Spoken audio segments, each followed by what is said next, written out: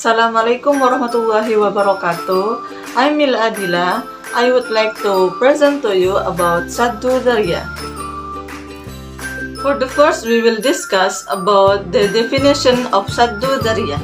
Etymologically, Saddu Dzariyah is a form of phrase consisting of two words, namely Saddu and Dzariyah. The word Saddu is an abstract noun or masdar from Sadda Yasuddu Saddan, which means closing a defect or damage and burying a hole. Or it can also mean the opposite of opening a hole. While Dzariyah is a singular noun or isim, which means the way, means, and cause of something. The word Dzariyah among Ushul scholars means ma takunu wasilatan wa tariqan ila shay'in mamnu'in syar'an, which means the path that mediates and leads to something that is forbidden. Saddu Dzariyah, referred to in the science of usul fiqh, is al-mas'alatu allati zahiruha al-ibahah wa yatawassalu biha ila fa'alil mahzura, which means a matter that appears to be permissible but may lead to something forbidden.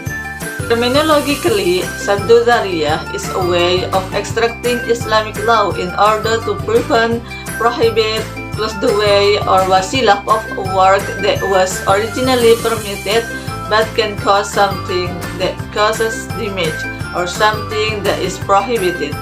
And then we will discuss about the legal basis of Saddu Dzariyah. For the first is in the Al-Quran, Surah Al-An'am, verse number 108. The verse clearly explains that vilifying God or other religions is included in Saddu Dzariyah and will cause damage that is prohibited. That's vilifying God. In psychological theory, if someone whose God is demonized will retaliate by demonizing the God who previously demonized his God. Therefore, before there is a mutual demonization of God, it's necessary to prevent it. And the second is hadith of Rasulullah sallallahu alaihi wasallam, which means Abdullah bin Amr radhiyallahu anhu reported that the Rasulullah sallallahu alaihi wasallam said, "It's one of the major sins for a man to curse his parents."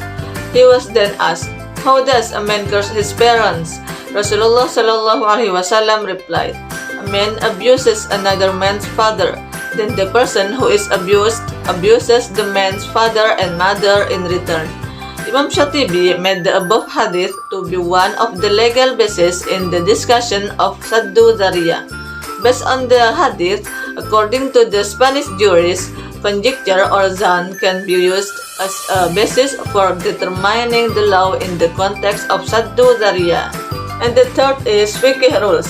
Darul mafasid awla min jalbil masalih, which means rejecting evil or mafsadah takes precedence over achieving good or maslahah. Based on the above rule, it can be seen that all action and words committed by the mukallaf and prohibited by shara sometimes lead by themselves to corruption without any intermediary, such as adultery, theft, and murder. And then the position as a search of law Saddu Dzariyah. Regarding the position of Saddu Dzariyah, the various views of the scholars are divided into three parts. The first group, to fully approve of the method as a technique for determining rulings, is the Hanbali and Maliki schools of thought. And the second part, which doesn't fully approve as a technique for determining the law, is the Shafi'i madhab and the Hanbali madhab. And the third section, which completely reject it as a technique for determining the law, is the Zahiri school. And then we will discuss about types of Saddu Dzariyah. There are four types of Saddu Dzariyah. The first is seen in terms of its evil status. The second is Dzariyah in terms of the type of evil caused. And the third is Dzariyah seen from its form. And the last is in terms of the law of Dzariyah. The last discussion is about scholars' views on Saddu Dzariyah. For accepting scholars, according to the views of the Maliki and Hanbali groups, Saddu Dzariyah can be used as a method of istinbat law. Strictly speaking, according to them, Saddu Dzariyah can be used as an argument of shara. And for scholars who reject, the group of scholars who don't fully accept Saddu Dzariyah as a method of determining the law is the Zahiri school. This is in accordance with their principle, they only determines the law based on the textual meaning. Okay, that's all from me. Thank you very much for your attention. Wassalamualaikum warahmatullahi wabarakatuh.